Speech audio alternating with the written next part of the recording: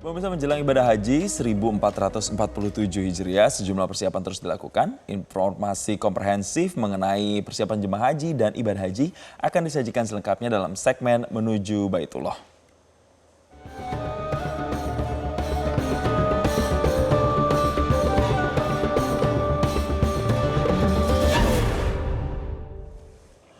Pemirsa, jemaah haji Indonesia akan mulai berpindah dari Madinah menuju Mekah. Jadi jemaah akan singgah di Masjid Bir Ali untuk melakukan mikot dan selanjutnya menuju ke kota Mekah untuk melakukan rangkaian ibadah haji di Tanah Suci.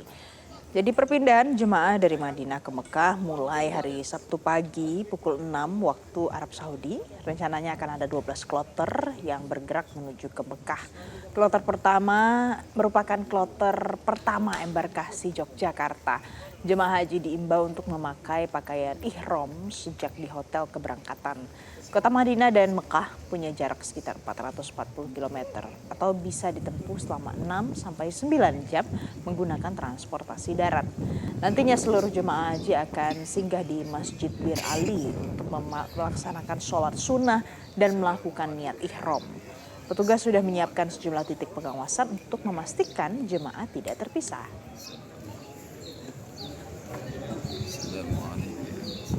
Jemaah haji itu sudah mempersiapkan diri sejak dari Hotel Madinah. Para laki-laki sudah menggunakan kain ihram, kemudian begitu juga perempuan, dan sudah diedukasi tentang hal-hal yang akan menjadi larangan, konsekuensi setelah mereka berihram nantinya. Pemirsa, perjuangan panjang seorang penjual jalan kote di Sulawesi Selatan akhirnya bisa berbuah manis. Jadi setelah 16 tahun menunggu pemirsa, ia kini bisa menunaikan ibadah haji. Berikut kita simak kisah Suci Hati, jemaah calon haji asal Wajo yang berangkat ke Tanah Suci dari hasil kerja kerasnya.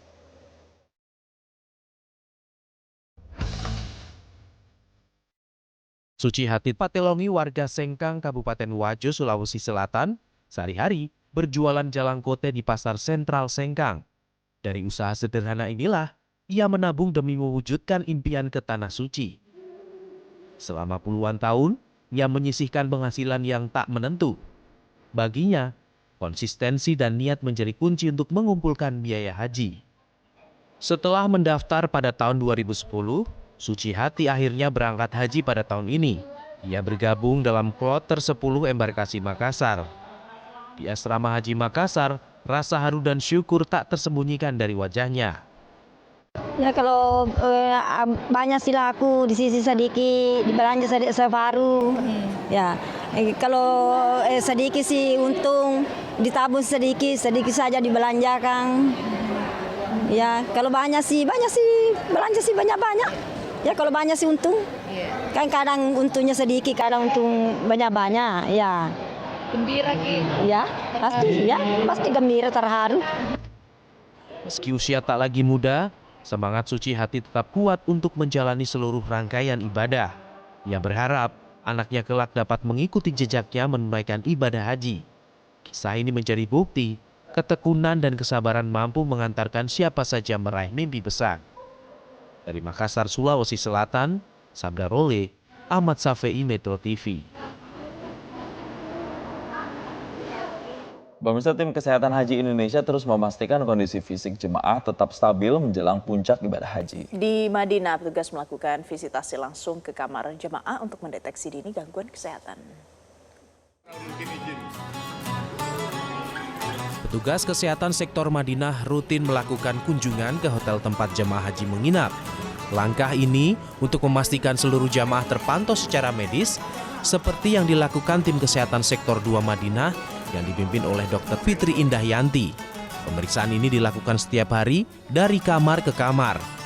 Dalam pemeriksaan, petugas memantau kondisi seperti tensi dan suhu, serta mengontrol penyakit bawaan. Hal ini penting menjelang fase puncak haji di Ar-Musna. Selain itu, petugas juga memberikan edukasi agar jamaah tidak memaksakan aktivitas, serta menjaga istirahat dan kecukupan cairan di tengah cuaca panas. Meski demikian, masih ditemukan jamaah mengalami kelelahan dan kambuh penyakit. Setidaknya 25 jamaah dirawat di KKHI dan 30 lainnya dirujuk ke rumah sakit. Jadi tiap harinya kita salah satu kegiatan kita adalah visitasi ke jamaah-jamaah. Jamaah-jamaah ini kita lihat untuk kondisi-kondisinya, dia masuk ke risiko tinggi atau tidak berisiko. Jadi risiko tinggi itu misalnya pada jamaah-jamaah yang mempunyai komorbid. Komorbid itu penyakit yang sudah dipunyai dari tanah air, misalnya hipertensi, diabetes mellitus seperti itu, atau asma atau penyakit paru obstruktif seperti itu ya, dan lain-lainnya. Jadi kita melihat apakah kondisinya dia stabil atau sedang dalam kondisi yang tidak stabil. Edukasi kepada jamaah bahwa jangan berlebihan melakukan aktivitas ibadah, jangan berlebihan. Visitasi ini diharapkan mampu menekan resiko kesehatan agar jamaah dapat menjalankan ibadah dengan kondisi prima. Dari Madinah, Arab Saudi, Mahmud Fauzi, Metro TV. Jelajahi cara baru mendapatkan informasi. Download Metro TV Extend sekarang.